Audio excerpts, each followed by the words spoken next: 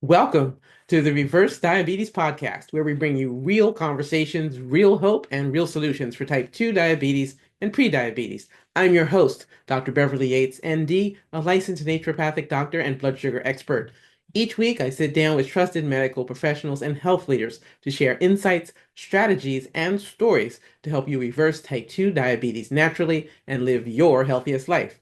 So, if you're ready to feel better in your body, to boost your energy, to take control of your blood sugar, lower that A1C, and finally move forward with confidence, you're in the right place. Welcome. Hi, I'm Dr. Beverly Yates, and in today's episode of the Reverse Diabetes Podcast, I'm joined by my good friend, JJ Virgin, a triple board certified nutritionist, fitness icon, best-selling author, and someone who walks her talk when it comes to health and longevity. JJ shares the number one nutrition shift that can help you reverse type 2 diabetes, to crush cravings, and rebuild a better metabolism without extreme diets or calorie obsession. We dive into the power of protein first meals, how muscle protects your blood sugar. I'm going to say that again, it's so important. How muscle, that's right, your precious muscle, protects your blood sugar, and why tracking all of this matters, and how to eat smart even while you're traveling. This is about progress, not perfection. This is an episode full of real world tools that actually work. Remember, self care is not selfish. All right, let's dive in. Hey everyone, welcome. I'm your host, Dr. Beverly Yates, ND. It's my distinct honor, privilege, and joy to introduce you to JJ Virgin, a good friend of mine and a person who's been in the fitness space and an expert there for a really long time and who lives the actual things that she tells other people to do. There's real integrity in that. JJ Virgin is a triple board certified nutrition expert and a member of the Fitness Hall of Fame, passionate advocate of the healing power of nutrition with nutrition as medicine, medicine as nutrition, and a mission to drive to change the world and the way it sees aging and longevity. We really need to change that conversation. She's launched multiple multi-million dollar businesses, including a seven-figure personal brand, and founded the Mindshare Collaborative, the most influential professional community in health, having propelled more New York Times bestsellers, PBS specials, and seven-figure brands than any other community. She's a member, prominently so, of the TV and media personality group, including those who've hosted various shows on big TV channels and with names that we know, and also in particular looking to have that impact and calling together people who are like-minded to help this world be a healthier, happier place. JJ, welcome. Thank you for having me. We're delighted to have you here. And one of the things that I really want to make sure that the audience understands is that it's one thing to give people advice, it's another thing to actually do it yourself. Yeah, go figure. I always use myself as the test. I'm the always test subject number one. And one of the things I learned early on, Beverly, and I'm sure you'll agree with this, is what I was being taught in school was not what I was seeing out in the world, because I had the good fortune to pay my way through school by doing nutrition and fitness. And it was funny because we learned something and I go, yeah, but that doesn't work in the real world, right? And so I think it's so super important. I love the juxtaposition of all the great research out there, but then the real world intel, because you might have the best study, but if you can't get to work in the real world, it doesn't matter, right? And a lot of times there's a lot of great research, but no one's put it all together in a way that you would like live your life with it. So that I always say I'm guinea pig number one, and then Tim gets to be, my husband gets to be guinea pig number two. Right? Because and then we move out to a small group and go from there. Yeah, exactly. This is how we learn. We try it out on ourselves, and then we can roll it out from there. And you have to course correct, because how life unfurls for all of us is individual. Even if we're in the same family, same household, same relationships, same workplace, same whatever, we still have different experiences of it, right? And we know when we're talking about blood sugar and reversing type 2 diabetes, if we're talking about prediabetes, polycystic ovarian syndrome, insulin resistance, metabolic syndrome, all the various blood sugar centric kinds of concerns, people are impacted differently. And in fact, we even know there's no such thing as one size fits all nutrition, because sometimes a healthy nutritional plan for one person might actually be a blood sugar disaster for another. I'll tell you the funniest thing. Early on in my career, I, was putting people on programs, and some people were getting great results and some people were not. And my first thought was, oh my gosh, they're cheating. Why would they spend all this money and cheat? And then I took a group away for a week and I controlled everything. I controlled their food. I controlled their exercise. I controlled their sleep, everything. And lo and behold, some people lost weight. Some people didn't. Some people gained weight. And that was like the biggest eye opener to me of holy smokes, we are more than bank accounts here. And I mean, anyone can just see this by just looking in their household if they have more than one child and going, okay, I have two kids that they're entirely different with their body types, with their preferences, with everything. So why would it be any different out in the world, Yeah, absolutely. And I think that's a lost opportunity, a real mistake, because I think a lot of us as practitioners, whether we are physicians of some sort, if we are health coaches, if we're nutritionists, if we're therapists, counselors, whatever we might do, we tend to think that people can all go through, let's say, a process and come out the other end the same way. Like we put certain ingredients in, if we're making sausage, all the sausage is going to be the same on the other side. And it's not that simple at all. Mm-mm. It is so not that simple. And that is why when you really think about it, the very best nutritionist is going to be you. The very best doctor is going to be you. Like the reality is there has to be a partnership, whether you're doing a program, whether you're working one-on-one with someone to get all that input. And ultimately, and of course, the other side of that is the target moves. It's not like we stay the same. I am not like doing the same things at 60 that I was at 20, because boy, that wouldn't work. I mean, boy, I could really get away with things in my 20s that I couldn't do now. So, it really is a constant refining process. And that is why I love all these new tools. I love the tools of having the CGM. I love the tracking tools. I love the bioimpedance scales, because you can get so much biometric information that will give you, insight into your own chemistry lab to know what's working and what isn't. Exactly. Fine tuning. Even if we are twins or triplets, quadruplets, we're still individuals. It's just really fascinating. We have a lot more information, but I think sometimes we have information overload and people get a little frozen because they're not sure what to pay attention to when, like what's the order that might be most helpful to them. Like, for instance, we talk about the gut microbiome and how it can regulate or contribute to blood sugar and glycemic issues, right? Diabetes, things like that. But we don't necessarily talk about it in the context of that people may have had multiple exposures of antibiotics. Like, let's say as a kid, maybe they had multiple rounds for tonsillitis or ear infections. And now here they are, an adult maybe who struggles with their weight, who struggles with their mood, metabolism, et cetera. Their blood sugar is not right. And lo and behold, maybe the root cause was multiple back-to-back rounds of antibiotics. But meanwhile, now they're in their 40s, their 50s, their 60s, their 70s, and here come the problems. Right. And you would never go, oh, this must have happened, back when I was 2, which I don't remember anyway. So I think it's really important. I do think that the first way we can start to heal and start to notice the biggest difference is by really paying attention to what's at the end of our fork, and to do something that one of my first nutrition mentors taught me that I thought was such an important concept. And I'll share a little story as to why I think this is so important.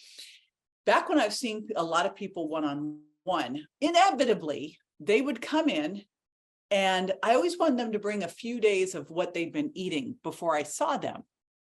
And inevitably they'd come in and it was a horrific thing, because basically what they want to do is empty out the fridge and pantry before they saw me, because they thought I was going to take all these things away, right? But they emptied it into themselves, so they didn't waste.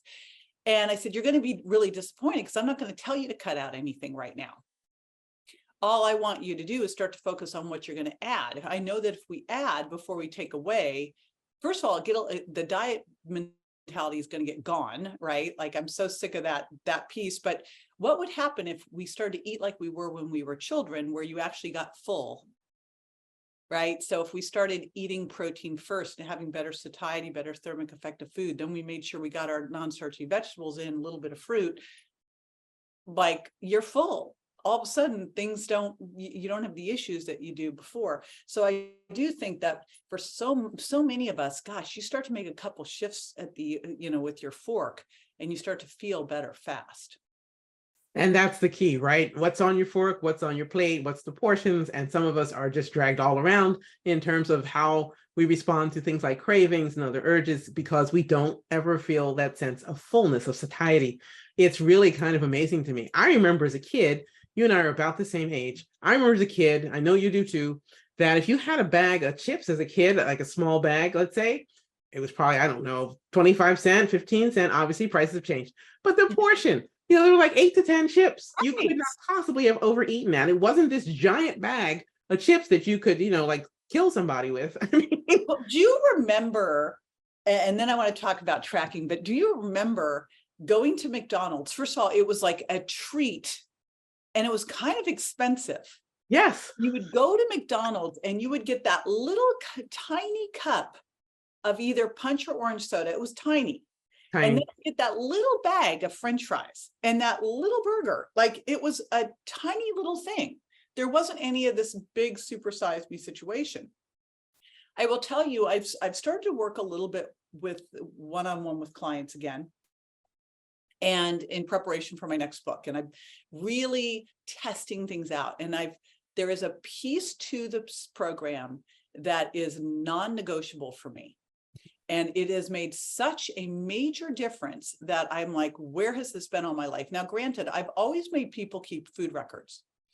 But, prior to 10, 15 years ago, they were handwritten and they weren't really using food scales or measuring. They were just guesstimating. We know that people underestimate what they eat by like 40%. That's been proven time and time again in studies.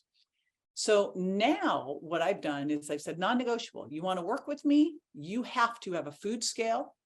In fact, we're traveling right now. We've traveled from, we started in Palm Springs with you, went to LA, went to San Francisco, went to Seoul, Korea, went to Bali, went back to Seoul, Korea. Now we're in Bellevue, Washington. Then we're going to Malibu. And I've been traveling with cups and teaspoons and a little measuring scale, a food scale, which has been very funny to pull out at breakfast in Bali. They're like, what are you doing? And my protein powders and other stuff. But one of the things I made as non-negotiable is that you must track. And I'll tell you, the person who wouldn't do it is my husband. And Tim? he wouldn't track. He wouldn't track. He wouldn't track. He was being a big baby about it. And then we went and got a DEXA, and we discovered that Tim, and men have 3 to 5% essential fat that they have to have on their body. And ideally, an athletic male will have somewhere between like 5 and 12%, and a good healthy male somewhere in the 10 to 18% range. These were the ranges I learned in doctoral school. They've totally pumped these ranges up now. And I go, no, that didn't change. We can't say because we've gotten over fat that all of a sudden it's healthier to have higher fat percentages. Right. But the bottom line is we did his DEXA, and he's like, you would never guess this, but he was 25% body fat. It's a DEXA. DEXAs are accurate. So, Test don't guess. Test don't guess. Like, we are tracking your protein and we're tracking all your food now. And between tracking his food and really making sure he's getting optimal protein, getting in creatine, exercising correctly, he dropped 20 pounds of fat and put on 19 pounds of muscle in 6 months. Hey, that's a great switch. That's a swap. Isn't that awesome? And one of the key things, so really, and now I've done it with so many people that it's like non-negotiable, is to use, and there's free apps out there. I've been using Chronometer with people that you just get in, use this app, and all you do to start with this tracking app, the first thing you do is just write down what you're eating. You don't judge it. You don't have like the mean girl on your shoulder come out and say anything about it. You just track it. And once you've tracked it and really watched for a week and kind of see where you average out in terms of your protein, fat, carbs, and total calories, then you go, okay, now I'm going to make sure that I'm eating somewhere between 0.7 to 1 gram per pound of target body weight in protein grams. And I'm going to make sure I get minimally 30 grams at each meal, especially breakfast, ideally more like 40 at breakfast. And I'll track that. Then once you've really nailed that, which I make people eat protein first because it's so satiating that they get full. Yeah, you and I totally agree on this one. Start with the protein. It's like, just eat it first. If you heard of that, these guys out of Australia, these locust researchers. Locust? No, Okay. So they found this thing called the protein leverage hypothesis. What they discovered in bugs and then found it was to be the same in rodents and the same in humans. And once you hear this, you'll go, well, of course, is that we will overeat carbs and fat to try to get enough protein in our diet. So if we're eating the typical US diet, which is 85% plant-based now, by the way, as we've moved into higher plant-based, we've moved into higher obesity. So we've had that shift. Granted, it's a lot of ultra processed, very palatable foods. But if we're eating low protein, which most of these hyper palatable foods are, because protein's so satiating, you won't want to eat more. What will start to happen is you'll just keep eating until you get enough protein in. So you'll overeat, right? In order to get to that protein. So if you just eat your protein first, then you made sure you got enough protein in, and likely once you eat your protein first, then okay, the next thing I'm going to do is make sure I get in my non-starchy vegetables, with 5 servings a day being minimum. Like 10 is goal. And I know you are like the queen of this with your veggie recipes. And so you add that in. Once you're there, like, I double dare you to be able to even eat more than that. You'll be full, you know? That's how it works. And then have a little dark chocolate and call it a night, man. Yeah. And it's interesting, right? Because if you're traveling, if you're eating out, if you're at a party, if you're with your friends, depending on your friends' habits or family, this might be the sort of thing where you need to bring your food or have a plan with you, which is why I'm such a fan, I know you are too, of meal planning. Make sure you don't leave this up to accident. Otherwise, you're just way too vulnerable to these highly processed, highly palatable, but nowhere near satiating kinds of foods. It's just a disaster.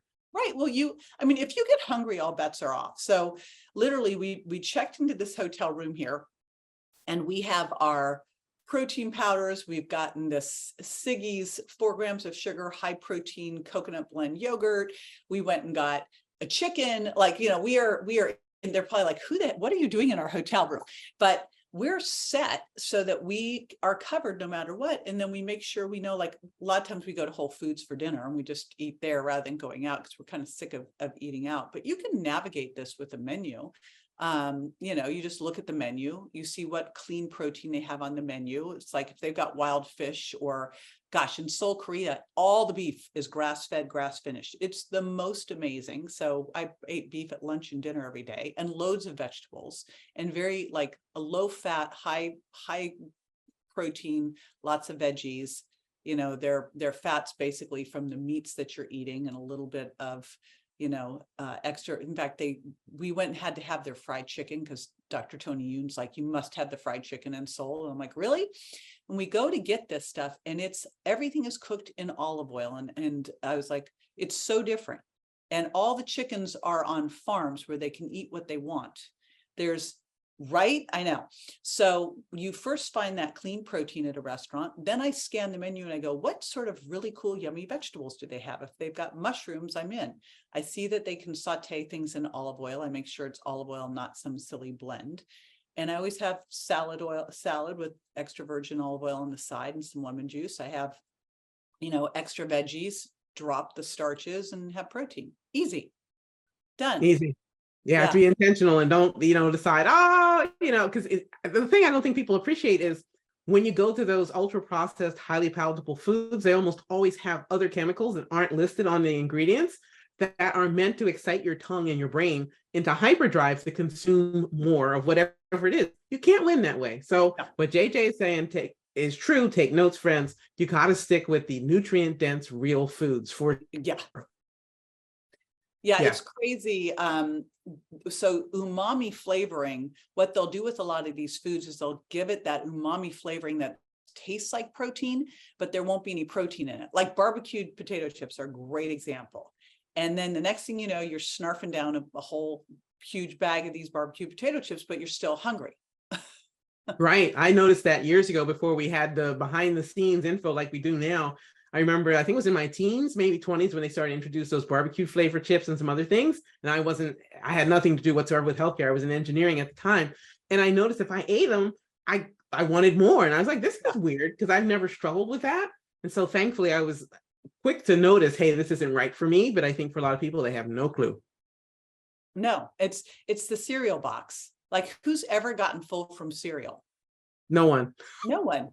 Captain Crunch, the box is the serving size. So I think that the key message we're sharing here is, make it easy on yourself. I like to say, don't bring the enemy into the house.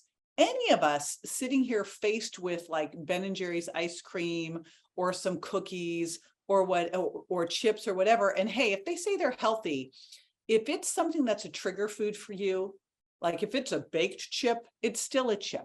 If it's a gluten-free cookie, it's a cookie. Like, we have to be so careful with these poser health foods out there. There's very few of these ultra processed foods that are going to be okay for you. And the key checking point is, do you eat this and feel satisfied, or do you eat it and want more? And if it's the second, get it out of the house. Before we continue with today's discussion, I want to take a moment to share something that could really support your journey. Struggling to lower your blood sugar or wondering what to eat next? You're not alone, and you don't have to figure it out on your own. Be sure to download your free copy of the Guide to the Yates Protocol, 5 Steps to Fix Your Blood Sugar and Reverse Type 2 Diabetes Naturally, to take the confusion out of your next steps and help you get real results. Download it now using the link in the description and start feeling more confident, more energized, and more in control of your health starting today.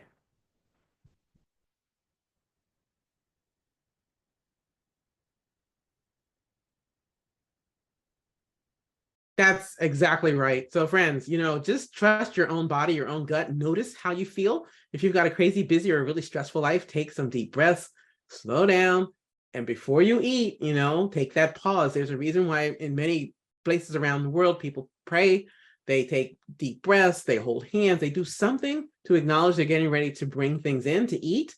Take that pause, settle, and then notice how you feel. And if you struggle with it, take 15 minutes after you finish your first plate of food. Don't eat anything more, and then check in after 15 minutes has gone by and see, how do I feel? Are you actually still hungry? Because these chemical triggers and tricks and these additives in these foods, I mean, this is just no joke. It's hard to win with that. Yeah, I was just listening to a podcast this morning where they were talking about people who are not paying attention while they're eating, hanging out, reading stuff, watching TV, whatever, eat 15% more, well documented. And that the way the food companies work, the amount of time they spend in developing these foods, right down to the wrapper, the way the thing sounds when you crunch it, all of it, so that you just can't put it down. You can't have just one. And whatever that can, remember that one, you can't have just one. Yeah. So, but again, it's really clear. And I think where we can get in a lot of trouble is a lot of the poser health food things that, will tell you they're keto or they're whatever. And it's like, okay, well, that's fine if you have one of them and call it a day. Like, we have this amazing dark chocolate we love called XOXO, this dark chocolate almond sea salt, but I can have just a half an ounce of it and I'm totally fine. So that it's like that little thing that you want after you're like, oh, I'm good. I don't have to have the bar. If I have to have the bar, then I know it's not okay for me. That's right. That's right. It's just such basic feedback. And, when you think about it, years ago, it used to be if you went to a restaurant or if you're at home, there were those juice glasses, and juice glasses then were like literally 4 ounces. They were small. Right. Soda came in little bottles or cans of maybe 6 ounces or so is what I recall. Small.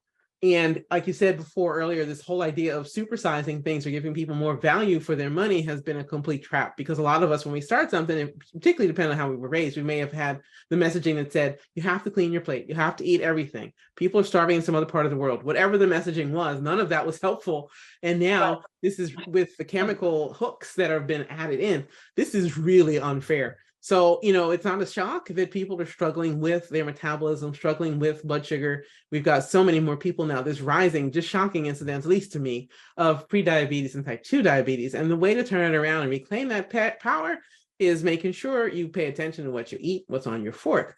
So in there, what do you think are some of the things that are just these hidden pieces that people might not know, those nuggets that could make that difference? Because I'm hoping that when people are watching this episode, they're recognizing themselves. And they also feel empowered, maybe even joyful, because they'll be like, I always knew something wasn't right with that. Well, I'm going to double, triple dare you watching now. I'm going to double, triple dare you to do this for 1 week, just 1 week, 1 week, get out a tracking app. And again, I've been using Chronometer because it's a free one. So you can't say, oh, it costs money. Nope, you can't say it. It's free. So you start in on that. And for the first week, you're not paying any attention to, like you're not paying attention and trying to follow the macro targets or anything like that. So if you can give me 1 week and just track, that's step one. Give me another week. And this week, now you're going to go, now I'm going to optimize my protein, because I think protein's the biggest lever that we're not using. When you increase your protein, and the research is, there's so much research on protein that is being ignored. Number one, when you eat protein first, you make better food choices overall. Study just came out like this. When you eat protein first, you have less cravings. When you increase the amount of protein in your diet, now what's interesting is the most obesogenic formula for weight gain is having a protein intake of like 10 to 12%, and then the rest with fat and carbs. That is what the standard American diet, My Plate, tells us to do. If all you do is increase that up to 18 to 20%, and you kept calories the same, you actually lose weight. If you push it up to 25%, even more so, because protein, so protein, fat, and carbs all have a thermic effect to them. And one of the things with our metabolism has our basal metabolic rate. A lot of that has to do with how much muscle you have and how your thyroid's functioning. Then you have your activity level, both working out, but the bigger mover in activity is just moving more all throughout the day, right? That non-exercise activity thermogenesis. I like to say when you're working out, put on muscle, because that has a bigger metabolic cost. But the third thing that burns calories is food. Now, fat, 0 to 3%, none, it's negligible. Don't even pay attention to it. Carbs, 10 to 15%. But again, we have the impact that they have on blood sugar and insulin. Protein, 20 to 30%. So if all you did was up your protein, push out a little bit of fat and carbs, you will burn more calories just from that alone. And we also know that, in order to build muscle, you need to lift weights, but 25% of your body's ability to hold on to and build lean mass is diet, is protein. So even if all you did was add more protein, you would actually help hold on to or build more lean mass, which then muscle protein turnover is very energetically costly, and muscles where we first restore insulin sensitivity. So that second week, which you could do in the first week, but I really love you just to track that first week and go, wow, here's what I really do. Then now you're doing a little science experiment. You're going to get 0.7 to 1 gram per pound of your target body weight. I'd really like it to be 1 gram. It's going to be better off for you. And you are going to divide that, but ideally your first and last meals, make them top heavy, because your first meal's got to shut down muscle protein breakdown. So you need to have ideally more like 40 grams or at least 30 grams of protein. You're trying to get enough of an amino acid called leucine to shut down that breakdown. You have that at breakfast, you have another dose at dinner, and you have lunch to accumulate your total. But again, with 30 to 60 gram boluses at your meals. Do that. If that's all you did, listening to all this, you will see a shift from that. You'll be more satiated. Your blood sugar will be under better control. You will not have the cravings. Your metabolism will be better. Just that alone. And then we can build on that with non-starchy vegetables and fruit and everything else. But just that is so simple. And what I really like to always look at is giving people one thing, and just one thing, and going, that's the thing. Just do that thing. Exactly. Just do that thing. Keep it simple, but specific. People make the mistake of thinking if something is really simple, that is therefore also easy. And I think that that's a trip up for folks, because simple is not always easy, right? Nope. Sometimes simple can be very, very challenging. But once you get used to eating this way, you'll crave it. You'll feel so much better, but you'll also feel like, the minute I started doing this with Tim, he had to actually go to 4 meals a day. Now, because the amount of protein that he needed to get in was really about 50 grams at a meal. And what was crazy is, here he is dropping body fat, eating these 4 meals, putting on muscle, right? It's counter what you would think. But I actually just looked at a study where they increased someone's calories, gave them more protein, and they lost weight. So I think when I look at what makes people fail on a program, it's being hungry and having cravings. And so here's the way that you can solve that problem with one thing, one lever, one thing. And if you look at most diets out there, they either lower your fat or up your fat, or they lower your carbs or they up your carbs. And they don't really talk about protein, or they talk about protein as a percentage of calories, when protein's really much more of an absolute, right? It's based Right. on you and your target body weight. And everybody kind of knows that weight that they'd love to be. And then I have to, Beverly, say, if we're going to talk about weight, is that in my perfect world, scales would get blown up. I've had to go to the doctor a couple times in the last couple months, and I'm amazed. They always put me on a scale. I'm like, this is so stupid. How are we at this stage in the game doing that? Would we literally now draw someone's blood and look at their total cholesterol and make any kind of determination from that? We wouldn't do that. We know better, but yet we are stepping on a scale. And, I could step on a scale and someone else could step on a scale. And I can tell you this because I had a client like this. I had a client who weighed the same as me, was my height. And at the time we were both 150 pounds. The difference was I was 15% body fat and she was 25% body fat. We looked entirely different. It makes a difference. It makes a complete difference. So we have to stop looking at weight. We have to start looking at what that weight is made up of. We have to track that very carefully, because as we know, as we age, starting around 35, 40, we can lose up to 1% of our muscle a year and even more strength and power.